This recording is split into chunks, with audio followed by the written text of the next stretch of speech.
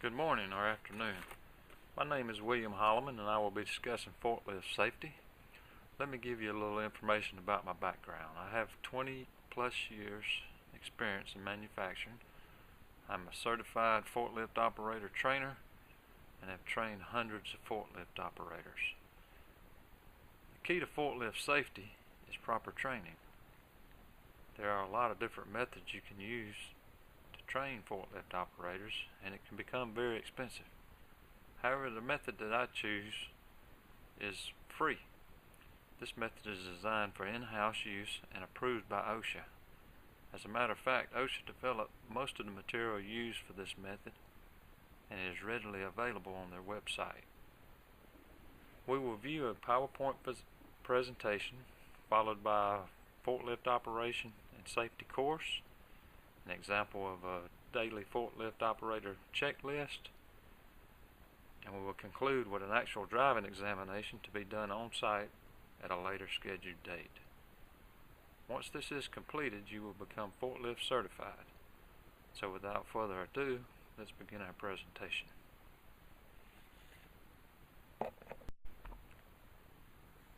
Okay, beginning our PowerPoint presentation, what we're looking at here is just the different codes that OSHA that it has set up for pertaining to the forklift safety.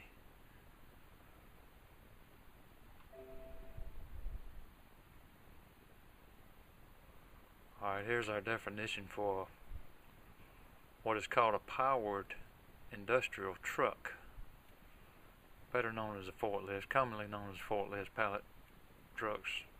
What we have here is a chart just showing us forklift fatalities from 1992 to 1996. And as you can tell, they are somewhere around 100 a year during that time. Here's a pie chart that's showing us forklift fatalities by age group from 1992 to 1996, and as you can see, the highest percentage here is from 35 to 44, which backs up the fact that the more experienced the forklift operator is, the more careless they get, and that's where the more serious injuries come from. Usually when a forklift operator first starts out, they're usually careful on the forklift. They do have some minor accidents, but not the major accidents.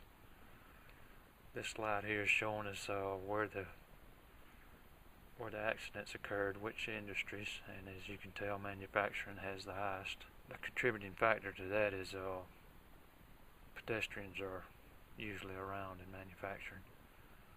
Non-fatal occupational injuries in 1996. Here's your numbers here, and this is from the Bureau of Labor. Alright, we got some performance related requirements. What they're saying here is you must tailor your training program based on the type of power industrial truck that you use at your facility. Alright, here's some of the requirements for training as well. Prior to permitting an employee to operate a powered industrial truck, the employee shall ensure that each operator has successfully completed the required training. And once again, that training you have to set up for your facility. Alright, this gets a little more into the truck related topics here. It's showing you operating instructions, differences from an automobile, controls and instrumentation, engine and motor operation, steering and maneuvering, visibility, forking attachment, vehicle capacity and stability, vehicle inspection, and we'll cover all that. Showing you how to refuel, charging, recharging batteries, and so on. Alright, what we have here is workplace related topics. In other words, surface conditions, composition and stability of loads, pedestrian traffic, which I was referring to earlier, narrow aisles and restricted areas,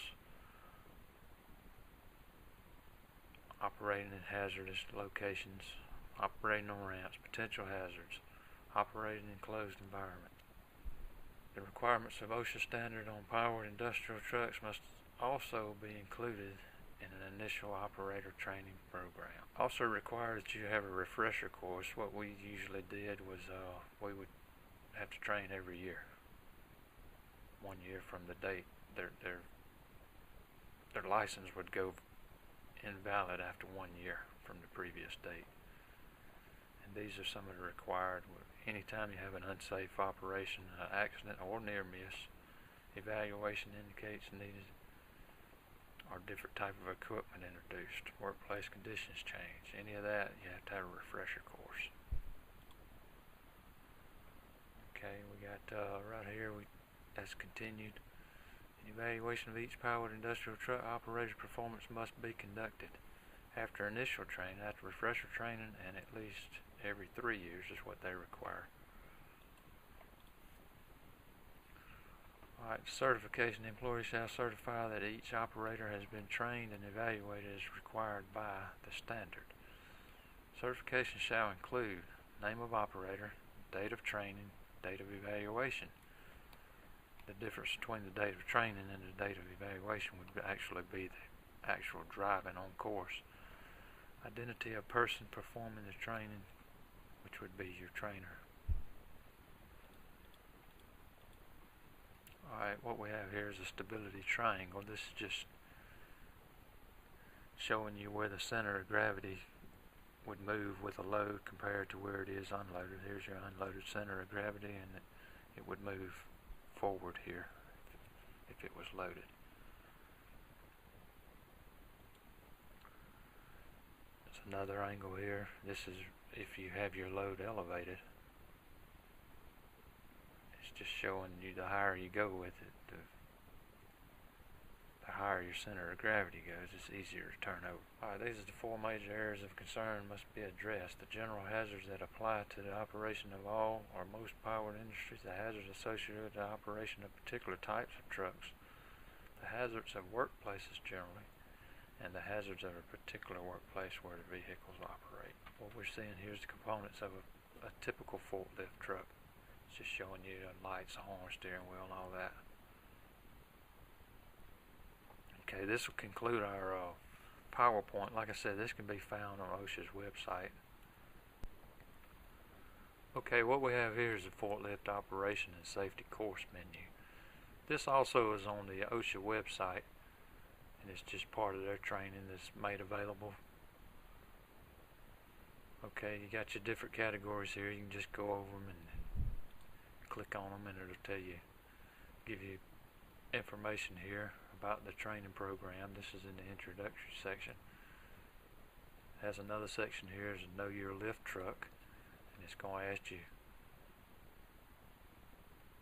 a lot of questions about weight and the body, the wheels, and all that kind of good stuff.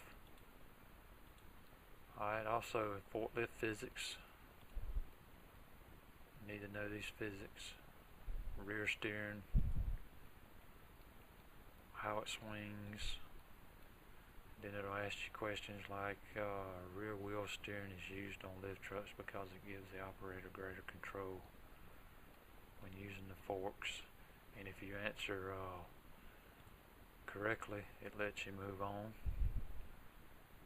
If you don't, it takes you back to what you just listened, what you just read.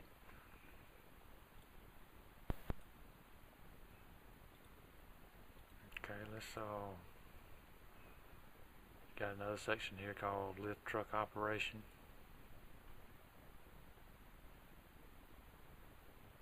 It's talking about speed. Alright, you also got lift truck safety. It's going to show you all these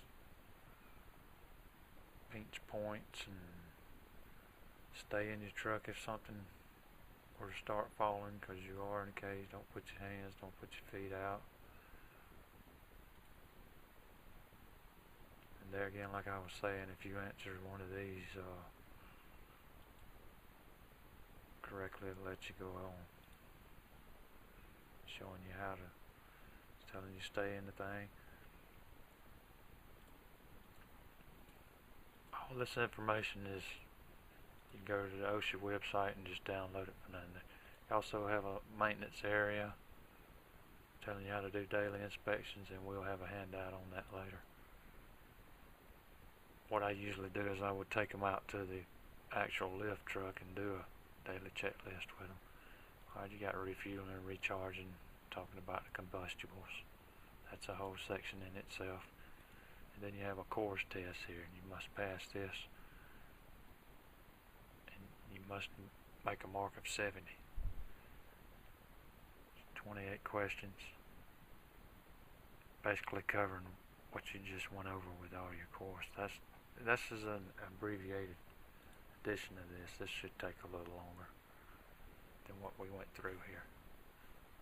That's pretty much your forklift operation and safety course menu. Okay, as promised, we have a sample here of a daily checklist that is required to be filled out by forklift operators prior to beginning operating the forklift. This is an example that's provided by OSHA, and there again it is readily available on their website. It covers not only just the checklist, it shows a lot of different types of forklifts on here. If you're not real sure what type you have, this is the proper description for the type of forklift that you actually have in your facilities. Okay, and right here is showing the example of the actual checklist. You have the date, you have the truck number, department, shift, operator, whether it's fuel. What you're going to do here is you're going to check for leaks, tires, forks, hydraulic hoses, propane tank, all the engine belts. You notice here you got an OK area. You check it if it's okay. If it's not, you put your comments over here under maintenance, needs attention, or whatever it may be. Usually what I do is I take this checklist out there with the actual lift that they'll be operating, and I would show them actually where, say, the radiator cap is, the coolant. They may not even know that, you know. Should be an owner's manual on each forklift. There's a nameplate telling you the weight that is capable of moving. Okay, and this is another example here of an electric industrial truck. And it'll have some different things such as batteries. Basically the same checks. That's an example of a forklift daily checklist.